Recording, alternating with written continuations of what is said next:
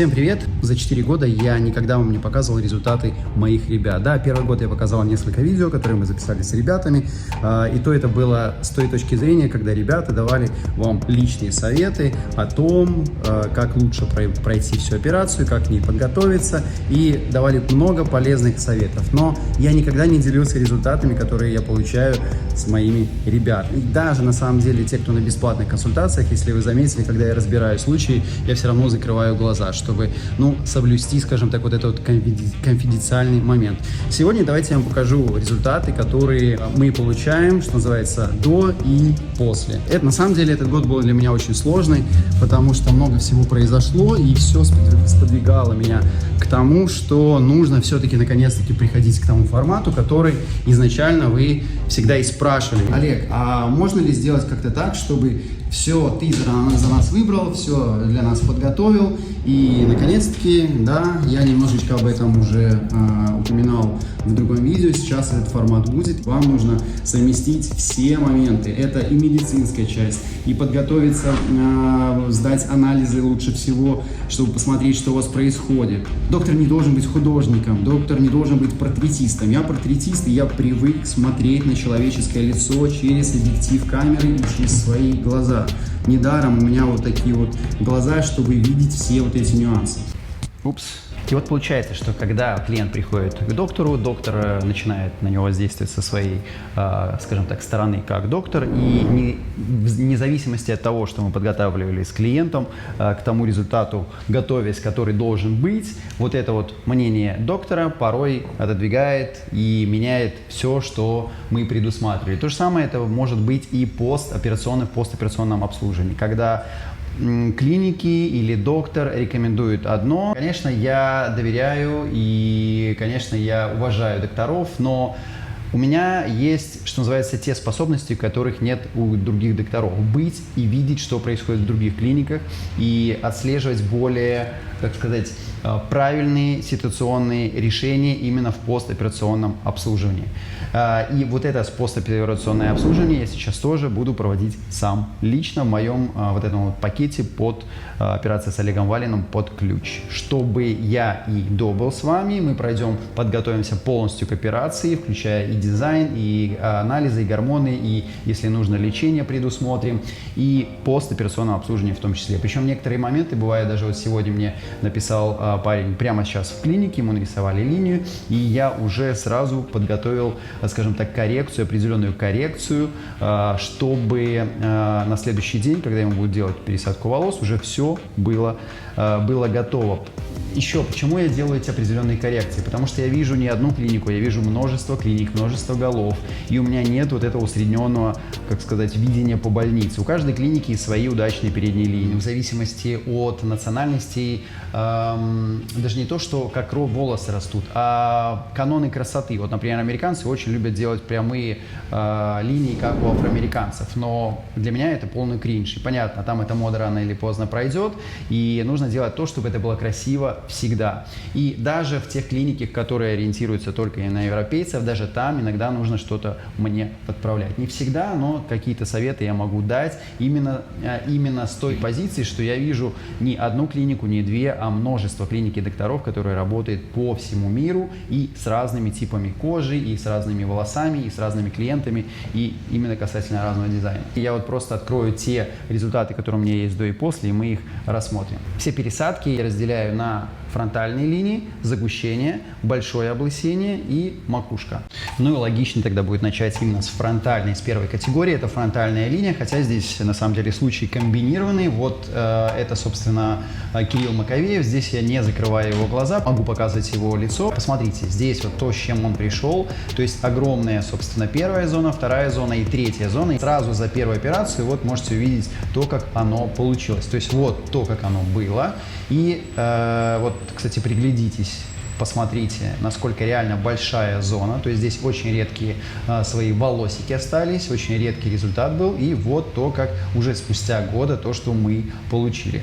Ну, вы, конечно же, захотите посмотреть другую сторону, и вот обратите внимание, как правильно и хорошо, и по-натуральному сделана передняя линия. То есть я ее предусмотрел заранее, согласовал с доктором, сделали мы план. Именно тот случай, когда клиенту нужно просто выбрать дату операции, все остальное мы подготовим. То, что мы и сделали. Посмотрите внимательно, как проработана передняя линия. Может ли кто-то отличить, что здесь вообще сделана пересадка волос. И это только за одну процедуру, и в данном случае было пересажено, если не ошибаюсь, порядка 3 или 3,5 тысяч графтов, потому что все действовалось согласно плану. То есть вот еще раз то, что было, и вот то, что получили. С одной стороны фотография, и с другой стороны фотография. То есть уже рабочий вариант. Хотя вот здесь вот макушка, на самом деле, она еще редкая, и в этом году мы сделали повторную, точнее не повторную, запланированную вторую пересадку, чтобы закрыть еще и макушку.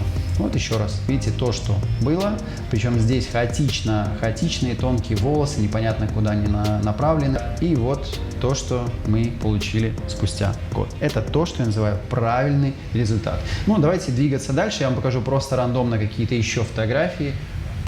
Вот этот результат мне очень нравится. Обратите внимание, здесь поражена первая область, вторая область и третья область, то есть 3 зоны, по крайней мере. Длинные волосы, есть только чубчик, что, собственно, достаточно популярная история, который сохраняется, он может сохраниться и у ребят, которые лысеют быстро, и там 25 годам, и может сохраняться очень долгое время, и до 60, до 70 лет. Это фото до, вот это фотография после.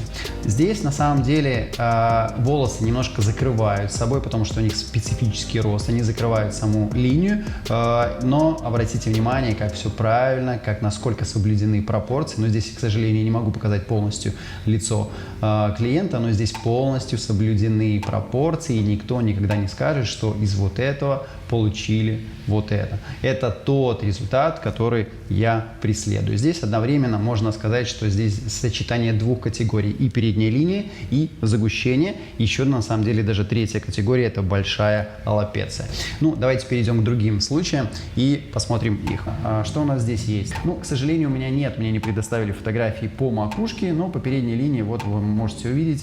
То есть здесь мы не восстанавливали подвисочные доли, и вот можете посмотреть, как сделана передняя линия. То есть она выглядит супер натурально. Вот еще раз то, как оно было.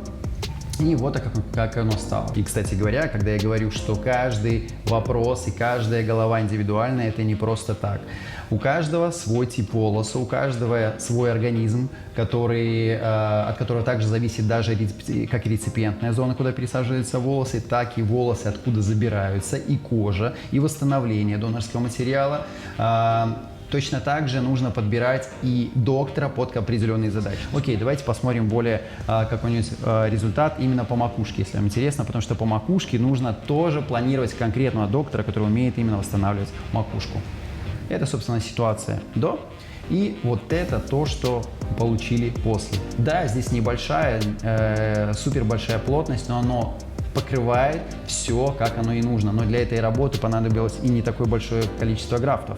То есть я сейчас тоже бьюсь за то, чтобы мы не расходовали и не перерасходовали ваши графты, потому что ваши графты могут понадобиться вам в будущем. Это важный запас. И не только для этого, потому что ваши графты, чем больше графтов вы оставите на вашей донорской зоне, тем меньше белых точек у вас будет, и тем менее заметно будет, опять-таки, то, что у вас вообще сделана пересадка волос. Поэтому для каждого случая под моим личным контролем я высчитываю сам площадь, которую нужно покрыть. Поэтому для тех, например, задач, которые раньше мы тратили 6000 графтов, сейчас мы для этих задач тратим порой 3,5-4. И вот эта правильная математика распределения, то есть моя математика и распределение со стороны доктора делает тот результат, который сохранит вашу донорскую зону, и вы получите результат. То есть в данном случае использовано небольшое количество графтов, но, как вы видите, макушка супер натуральная.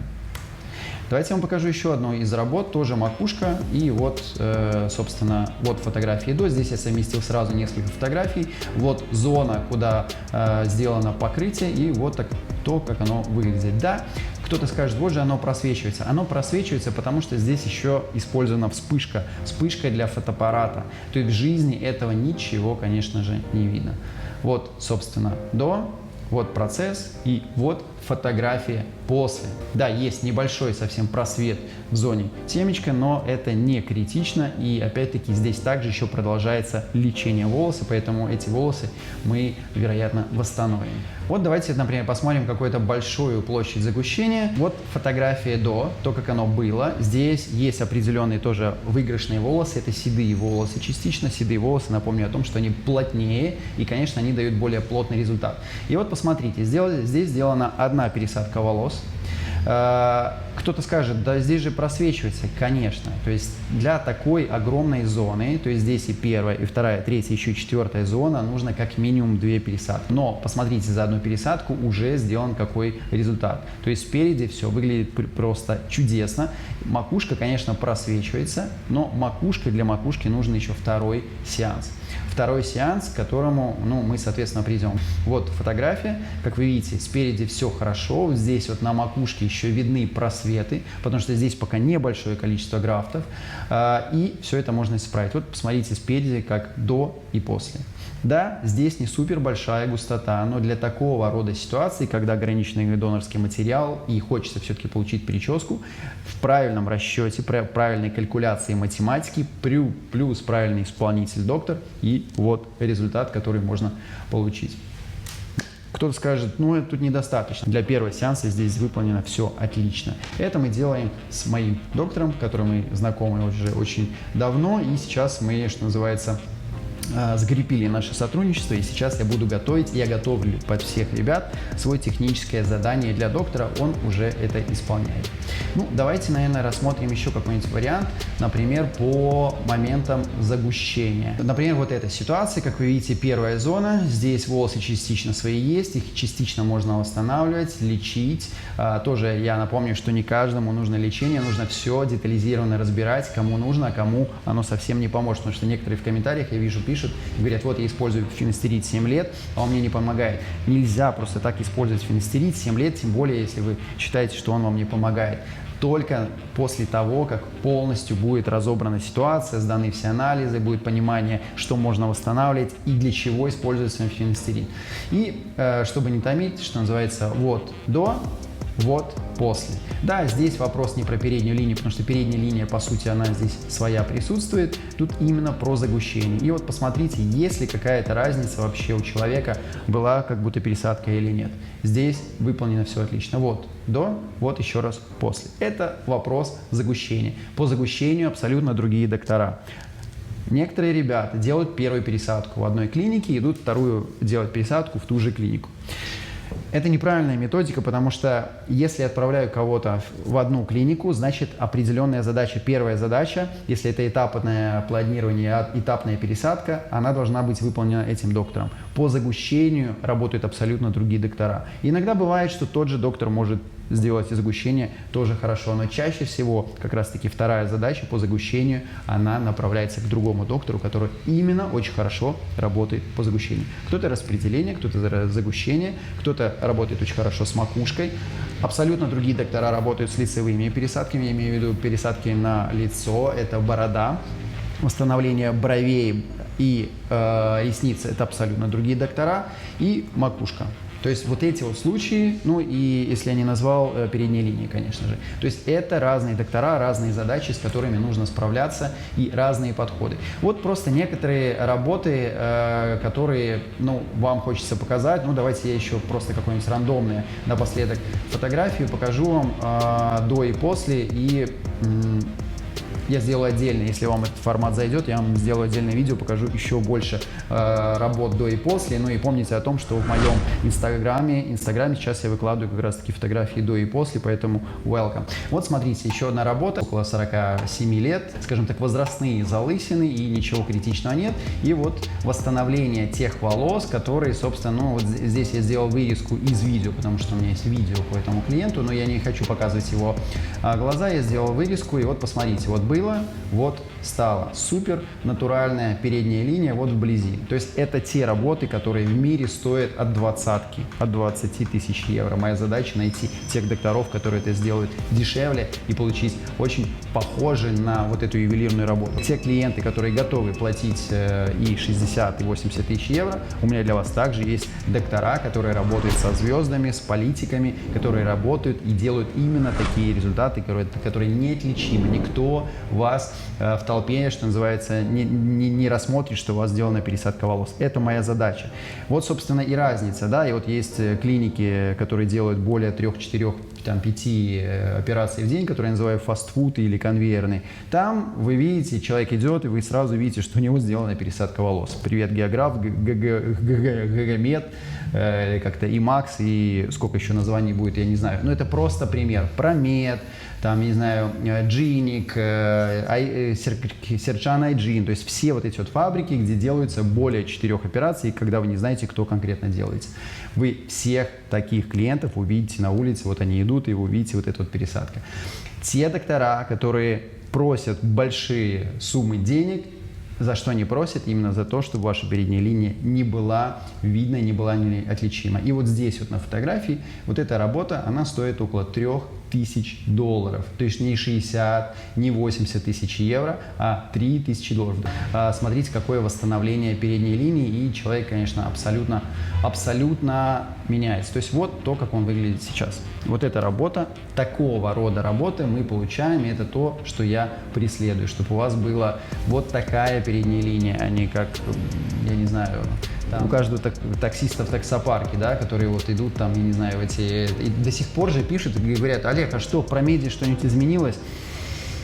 Как может что-то измениться, если корень и центр всего бизнеса – это коммерция? Это вот как Асланы, Махмеды, Мухаммеды. И тут дело даже не в Мухаммедах, а в концепции бизнеса и подхода. То есть если на вас хотят заработать, на вас заработают. Это уже концепт бизнеса – заработать на масштабировании. Если, вдумайте сами, почему как бы машины, я не знаю, детальные сборки стоят дороже, Lamborghini стоит дороже, чем, я не знаю, Лада Нива, там, Москвич или еще что-то. Конечно, будут клиенты, которые хотят ездить на Москвиче, но я ориентирован на других клиентов, которые ценят и хотят быть все-таки не один, что называется, среди 100, а хотят быть одним уникальным в своем роде. Вот смотрите, еще одна из работ. Здесь, конечно, выгодные, как я называю, волосы. Здесь волосы вьющиеся и седые, но вот посмотрите, тоже реставрация. Вот эта работа стоит 2500 евро, сделана она в Турции. Вот еще одна из работ. Здесь сохранены свои частично волосы на чубчике, и вот засадка идет передней линии, и эта работа стоит тоже не 60, не 80 тысяч долларов, это стоит 2500 евро. Пока это такие цены. То есть это именно те работы, которые я преследую в недорогом диапазоне. Когда вы мне некоторые пишете, что ой, в Турции это же так дорого, то есть золотая середина это как минимум 5000 долларов. Вот моя задача и состоит в том, чтобы найти вам доктора без переплат, чтобы вы платили не за маркетинг. Напомню еще вам о том, что я сейчас не работаю с клиниками. Да, есть клиники, которым я доверяю и с которыми я уже сработался за предыдущие 4 года. Я их инспектирую, я их контролирую и могу также влиять, слава богу. С другими клиниками я распрощался. И сейчас я работаю напрямую, что называется, прямо с докторами. Я готовлю полностью план под конкретно вашу голову и все вот это обсуждаю с доктором напрямую, то есть без вашего участия. По сути, ваша задача только выбрать дату, выбрать, что называется, переднюю линию, согласовать со мной, все остальное я считаю сам. И масштаб, который нужно закрыть, и всю калькуляцию я делаю, передаю докторам, мы общаемся с доктором. Вам нужно выбрать только дату и приехать сделать операцию. Или сейчас у меня есть эти доктора в Турции, в Стамбуле и Аргентине. А в Аргентине я уже, кстати, проверил 3 клиники, поэтому будут вариации. Даже по Аргентине у меня будет вариации. То есть это те пересадки, которые я преследую и которые как раз-таки можно получить со мной, пройдя весь путь от и до, что называется, пересадка с Олегом Валиным под ключ. С наступающим вас Новым годом, и думайте о своей эстетике не просто как, не давайте свои головы студентам, а думайте о том, чтобы это должно быть вашим вложением в вашу будущую жизнь и качество вашей жизни. рассматривайте пересадку волос как инвестицию, а не просто donation для того, чтобы студенты попрактиковались на вас и получили, что называется, опыт. Подходите к своему планированию эстетики обдуманно и уважайте себя. Прежде всего, да, уважайте себя. Ну и главное, чтобы колосилось.